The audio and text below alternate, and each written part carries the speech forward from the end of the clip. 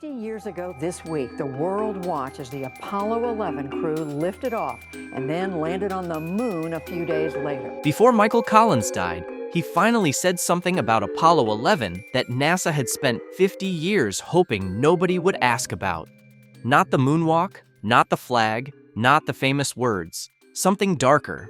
Something buried so deep inside classified briefings and enforced silence that even his crewmates never spoke it publicly. Collins was the third astronaut, the one history forgot, the man who orbited alone while the world celebrated below. There was another man, a third man on Apollo 11, Michael Collins, the command module pilot. But what he revealed in his final years was not about being left out of the glory. It was about what he had been secretly ordered to do if Armstrong and Aldrin never made it back off the moon, and why that secret changed everything we thought we knew about humanity's greatest achievement. The man who flew alone here is what nobody tells you about Michael Collins. He was not the backup. He was not the consolation prize. He was the man who held the entire mission together from above, while the world watched two other men walk on the moon. And he was the man NASA quietly prepared to come home alone if everything went wrong. Collins was born in 1930 in Rome, Italy, the son of a United States Army Major General.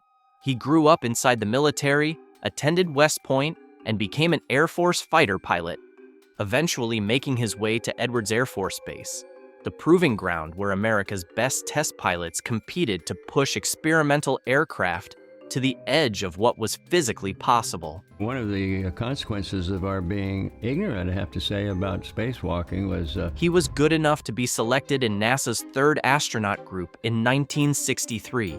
His first spaceflight was Gemini 10 in July 1966, where he executed a spacewalk to retrieve an experiment from an unmanned Agena target vehicle. He had 2 spacewalks on his to-do list for Gemini 10. Spacewalking was a precision task in 3 dimensions, in a vacuum with no margin for error. He did it cleanly, and then in 1968, his career nearly ended before it reached the moon. Collins developed a cervical disc herniation, a serious spinal injury that required surgery and months of rehabilitation. NASA pulled him from the prime crew of Apollo 8, the first manned mission to orbit the moon. He watched from the ground as Frank Borman, Jim Lovell, and Bill Anders flew the mission he had trained for. He didn't know if he would ever get another chance. He recovered. He was assigned to Apollo 11, and this time, he would not just orbit the moon, he would orbit it alone, with a classified piece of paper in his mission kit telling him exactly what to do if the men below him never came back up. That near miss with Apollo 8 matters because Collins knew better than most that the ground could disappear from under you with no warning. He had already lived through once almost losing everything. Now he was being asked to fly the most dangerous mission in human history with a contingency plan he wasn't supposed to talk about. The secret plan. This is the part that was buried for 50 years.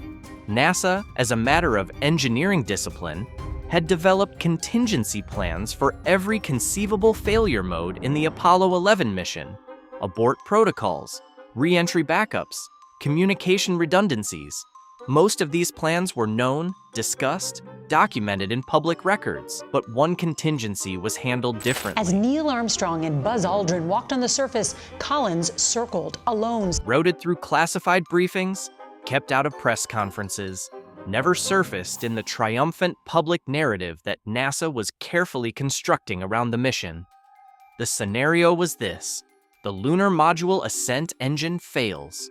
Armstrong and Aldrin reach the surface of the moon, but they cannot leave it. The ascent stage, the only means of return, doesn't fire, or fires incorrectly, or separates but fails to reach orbital velocity. In any version of this failure, 2 astronauts are alive on the moon, stranded and dying slowly as their oxygen supply depletes. As Neil Armstrong and Buzz Aldrin walked on the surface, Collins circled alone. What happens next? Collins had been briefed. He knew the answer. It was not a comfortable answer. He would continue orbiting. He would maintain radio contact with Armstrong and Aldrin for as long as possible, allowing them time and allowing them the chance to say whatever they needed to say. He would make several more passes around the moon. And then, on a specific orbit, at a specific burn window, he would fire Columbia's engine and begin the 3-day journey back to Earth alone. He would leave them behind, not because he wanted to, not because he could have done anything else, but because the protocol was clear and because there was no rescue scenario. There was no second spacecraft. There was no version of this where Collins could land on the moon and bring them home. He would fire the engine, and he would leave, and Armstrong and Aldrin would die on the surface when their oxygen ran out. And here is where it stops being an operational briefing and becomes something else entirely. Before launch, NASA provided Collins with a document. It contained President Richard Nixon's prepared statement for the press, the speech that would be delivered to the nation if the contingency was activated. Collins received it as part of his mission briefing package, a thin sheaf of papers covering abort sequences and communication protocols and the kind of bureaucratic contingency language that military men learn to read without flinching. He was reviewing it during a pre-flight systems check when he turned to it. The room around him was quiet.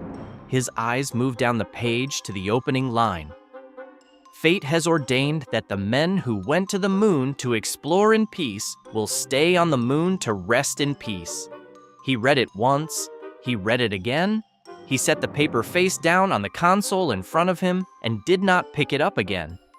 Something in him had recalibrated, because up until that moment, the contingency plan had been an abstract operational procedure, a series of burn windows and rendezvous sequences. Nixon's words made it concrete. Someone had already written the eulogy. Someone had already decided how to tell the world that the men who went to the moon would not be coming home. And they had given that speech to the one man who would have to decide when to activate it. His hands, he later admitted in his final interviews, were not entirely steady when he turned the page. Did you guys talk about the possibility that you might be the guy coming home alone? Did that ever come up? It was not something I wanted to discuss with them. Hey, Neil, suppose you're stranded forever on the surface of the moon. Would you mind terribly if I just sort of headed home? It was the most precise description he had ever read of a thing he was being asked to be ready to do. To leave them on the surface of another world, to fire the engine, to be the living proof that it had all failed. He rehearsed the undocking procedure for a non-responsive lunar module. He practiced the trans-Earth injection burn calculations he would run alone. He committed the contingency timeline to memory, and then he filed the paper away and kept doing his job, because that was the only way to keep doing his job. This is why the word censored fits. This was not information NASA volunteered. The contingency briefing was classified. The Nixon speech was not released publicly until years after the mission. Collins himself, in interview after interview through the 1970s and 1980s, deflected questions about the psychological weight of his solo orbit with easy answers about solitude and beauty and the view of the moon below. He was not lying, but he was not telling the whole truth. And the version of Apollo 11 that the public received for decades was a version deliberately cleaned of its darkest load-bearing element, that the man orbiting above had been specifically prepared to abandon his crew and come home alone. Did you guys talk about the possibility that you might be the guy coming home alone? Did that ever come up?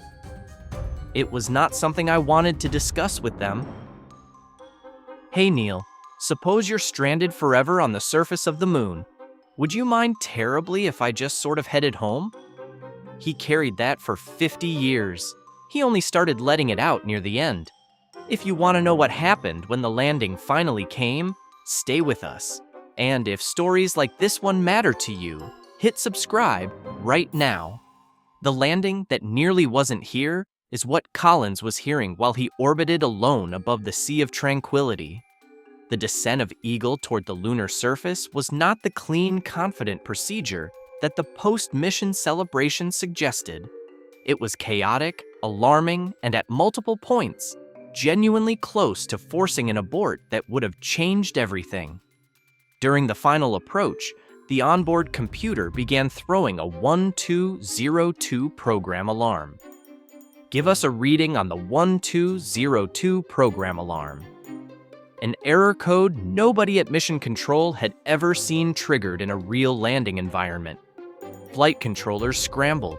Engineers checked their references. Nobody in real time fully understood what the alarm meant, or whether it would cascade into something that would require the crew to abort.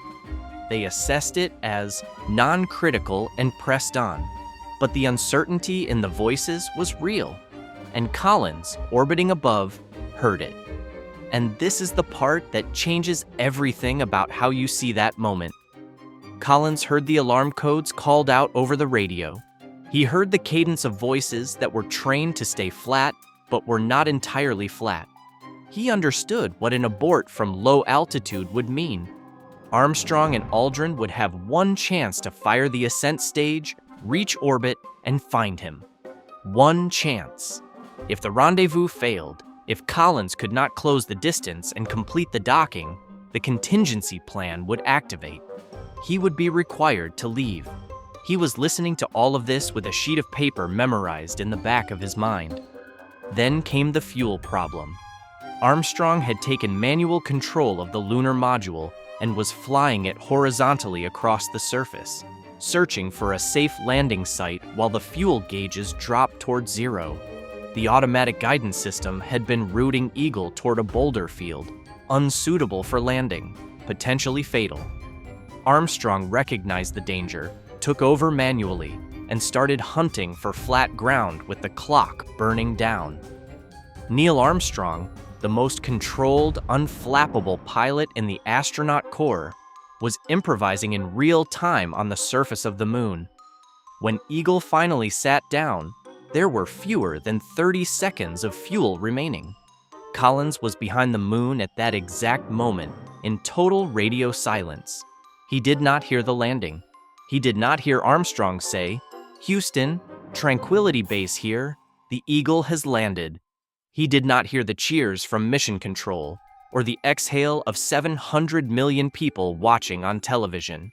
He was orbiting in absolute isolation, with no way to know whether his crewmates were alive on the surface, or whether the contingency plan had just become the plan. When he emerged from behind the moon and re-established contact with Mission Control, he finally got the word. They were down, intact, alive. The relief was physical, but it was not the end. It was not even close to the end. They still had to get back off the surface. The longest hours. While Armstrong and Aldrin were outside, while the world wept in living rooms, while newsrooms ran footage on continuous loops, while people gathered in public squares to watch the moon and point at it and say, "There are men up there," Michael Collins was in the command module running emergency rendezvous procedures. He was not watching the moonwalk. He was working. Here is what nobody tells you about those 2.5 hours. For Collins, the moonwalk was not the climax. It was the period of maximum danger. Armstrong and Aldrin were outside their spacecraft in suits built by human hands and tested in laboratories, but never, not once, fully proven in the actual environment. They were now being asked to survive inside them. A single seal failure, a glove breach, a foot catching the wrong way on the ladder on the way back up, any of it, and Collins could do nothing. He could orbit and listen and track the timeline obsessively and try not to think about the document he had memorized. Here is the other thing nobody tells you. Collins could hear them, not clearly. The audio was clipped and partial and routed through layers of relay. But he could hear the rhythm of it, the footsteps, the breathing, the occasional word. He listened to every transmission the way you listen when you're trying to tell, from the sound of someone's voice alone, whether they are still all right. Armstrong's voice was steady. Aldrin's was steady. The steadiness was reassuring and also terrifying, because Collins knew that in this profession, steadiness was trained, and training could mask things. He wanted them back inside. Every minute they spent on the surface was a minute closer to something going wrong that couldn't be fixed from 60 miles above. And then Armstrong's voice. They were back inside, hatch sealed, cabin pressurizing, preparing for launch. But wait, because it gets worse before it gets better. The ascent stage still had to fire. It had to separate cleanly from the descent stage, which was bolted to the lunar surface and would stay there forever. It had to achieve the correct trajectory and velocity to reach orbit. And then Collins had to find them, using radar, optical sighting, and manual thruster control. He had to close a distance of miles in a vacuum at orbital velocity and execute a docking that had never been attempted after an actual lunar landing. If the ascent engine didn't fire, the contingency plan activated. If the ascent stage reached the wrong trajectory, Collins might not be able to close the distance in time. If the docking failed, they were out of options. The ascent engine fired. Eagle climbed. Collins began the rendezvous sequence, tracking the return vehicle on radar, making small, precise burns, running the orbital mechanics in real time. The process took hours. It required a level of sustained concentration that left no room for anything else. And then, the two spacecraft came together. Collins described the sound of the docking, the mechanical thunk of Columbia's capture latches engaging with Eagle, as one of the most beautiful sounds he had ever heard in his life. It was not a dramatic sound. It was a quiet, hard, metallic click in the silence of space. But it meant Armstrong and Aldrin were attached to his spacecraft. It meant they were coming home. For the first time since Eagle had undocked 2 days earlier, Collins allowed himself to believe it. What he carried for. 50 years after Apollo 11, Collins gave thousands of interviews. He was good at them, composed, self-deprecating, cheerful about his role as the man nobody remembered. He told the same story cleanly and consistently. He was grateful. He had no regrets. The solo orbit had been almost meditative. He was glad to have played his part. None of that was a lie. But it was not the whole truth. Here is what nobody talked about for 50 years. The official narrative of Apollo 11 was, from the beginning, constructed around triumph.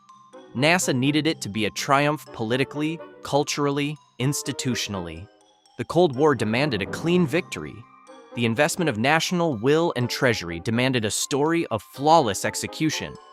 The men who flew the mission understood this, and they participated in it, because they were professionals and because the mission had in fact succeeded. But participating in a triumphant narrative meant leaving things out. And what got left out, consistently, across decades of interviews and anniversaries and documentaries, was the psychological content of what Collins had actually experienced. Not because he was forbidden to speak, but because the story the world wanted to hear had no room for what he knew. The contingency plan didn't fit. Nixon's prepared statement didn't fit. The fear of surviving alone didn't fit. So Collins gave the version that fit, and he kept the rest to himself. And the authoritative public record of Apollo 11 was built around an absence, a man-shaped hole where the darkest truth of the mission should have been. In his final years, particularly in interviews around the 50th anniversary in 2019 and in his last public statements before the cancer, Collins began filling in that hole. And he admitted something else that quietly unsettled the triumphant architecture of the official story. He said the mission succeeded as much through luck as through preparation. He said there were moments during the descent when nobody, not mission control, not the crew, not the engineers who built the computer throwing the 1202 alarm, truly knew what was happening or what the right call was. He said Armstrong's manual takeover during the final approach was not a display of rehearsed astronaut precision. It was a man searching desperately for any patch of flat ground before the fuel ran out. He said that if any one of a dozen variables had been slightly different, the mission would have failed, and he would have activated the contingency plan and come home alone. He was not saying this to diminish anything. He was saying it because the mythology had stripped Apollo 11 of the thing that made it actually meaningful. That it was done by terrified, improvising, mortal human beings who got it right under conditions that were trying very hard to make them fail. The weight of fame and its absence. Collins watched what Apollo 11 did to the men who walked on the moon, and he saw it clearly. Armstrong retreated. He gave almost no interviews, avoided public life, and was visibly uncomfortable being treated as a transcendent figure. The weight of being the first human to walk on another world was not a weight Armstrong had asked for, and it was not a weight that got lighter with time. He spent the rest of his life trying to live as a private person inside a public myth that had replaced him. Aldrin fought it differently. He struggled publicly with depression and alcoholism in the years after the mission, wrestling in plain view with a question that had no good answer. What do you do with the rest of your life after you have done the most extraordinary thing any human being has ever done at age 39? He had stood on the moon. He had looked up at Earth from the surface of another world, and then he came back and had to figure out what to do on an ordinary Tuesday. That question nearly destroyed him. Collins withdrew deliberately. He left NASA in 1970, less than a year after the mission, and built a quieter life, museums, writing, and a degree of privacy that the other two were never able to reclaim. He understood that being the forgotten astronaut was a protection as much as a wound. The legend hadn't swallowed him. He could still live as himself. And he came to appreciate that more than most people realized. But the thing he admitted in those final interviews, the thing he finally said out loud after carrying it for 50 years, was that Apollo 11 had changed him in ways he hadn't fully understood until much later. The isolation of that solo orbit had done something to his sense of scale. The relief when the docking completed had been so overwhelming that it reshaped everything that followed. He had been prepared, specifically, deliberately, procedurally prepared, to be the sole survivor of humanity's greatest achievement. He had been ready to come home alone, to face the widows, to carry the rest of his life under that weight. And he hadn't had to. That knowledge lived in him quietly for the next 50 years. And near the end, he decided it deserved to be said clearly, regardless of whether the official story had room for it. The truth. He finally told Michael Collins died on April 28, 2021, at age 90, after a long battle with cancer. The tributes that followed were better than anything written about him before. More honest, more complete, finally acknowledging what his role in the mission had actually required. The obituaries called him what he had always been, essential, the man who kept the door home open. But even the best of those tributes could not fully hold what Collins had finally said. He spent the most famous day of the 20th century alone in a spacecraft, listening for voices that might stop. He had a document memorized, a speech about fate and rest and peace that he hoped, with everything in him, he would never have to act on. He tracked the timeline obsessively. He ran emergency procedures he prayed were unnecessary, and he held himself together across hours that no training could fully prepare a person for. And when he finally heard the thunk of the docking latches, when Armstrong and Aldrin came back through the tunnel and into Columbia and the hatch sealed behind them, he wept in the privacy of his spacecraft while mission control erupted and the world cheered on television screens he couldn't see. That was the truth Michael Collins carried for 50 years.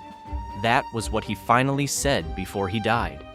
The mission wasn't a clean triumph. It was a desperate, terrifying, improvised sequence of moments held together by skill and preparation and luck, and by a man orbiting above who was ready to do the worst thing imaginable, and who never had to do it. The official story of Apollo 11 spent decades leaving that man out, not because it was a conspiracy, but because his truth was too dark and too human to fit inside a celebration. So it was suppressed the way most inconvenient truths are suppressed. Not by order, but by omission. Not by force, but by the slow, comfortable pressure of a story the world preferred. Collins didn't need to be ordered to stay quiet. He had absorbed what was wanted from him, and he gave it for 50 years. Because he was a professional, and because the mission had succeeded, and because there was a version of what he experienced that was true and that people could hear. But the fuller version, the one with Nixon's speech and the contingency plan and the 48 minutes of radio silence and the hands that weren't entirely steady when he set the paper down, that version waited. It waited through the 1970s press circuit and the 1980s anniversary documentaries and the 1990s memoirs. It waited while the triumphant version calcified into official history. It waited while Armstrong retreated further into silence, and Aldrin fought his private wars, and Collins smiled pleasantly through one more interview, one more question about whether he regretted not walking on the moon. And Neil and Buzz headed out here to launch, to be the first humans to set foot on the surface of the moon. What thoughts were going through your mind on the way out to the launch pad? No regrets, he always said, only gratitude. That was true. It was also incomplete. And in the final years, when he knew the time for incompleteness was running out, he started filling in what had been left out. Not dramatically, not as a confession, just as the plain account of what it had actually been like, offered to anyone willing to listen past the comfortable version they already had. He didn't have to leave anyone behind. That was his victory. Survival together, not individual glory. And the meaning of that, the weight of having been ready to do something terrible and being spared the having to do it, is the truth that makes Apollo 11 something more than a technical achievement. It makes it a human one, a genuinely, frighteningly, unexpectedly human one, made by people who were terrified and improvising and lucky, led home by a man who orbited above it all with a eulogy memorized and a burn window calculated and the quiet, unshakable determination not to use either of them if there was any other way. The third astronaut, the forgotten man, finally told us what it really cost to come home, and in doing so, he gave us the one thing the official story never could, not the legend of Apollo 11, the truth of it. Subscribe, because there are more stories like this one that history buried, and we're not done digging.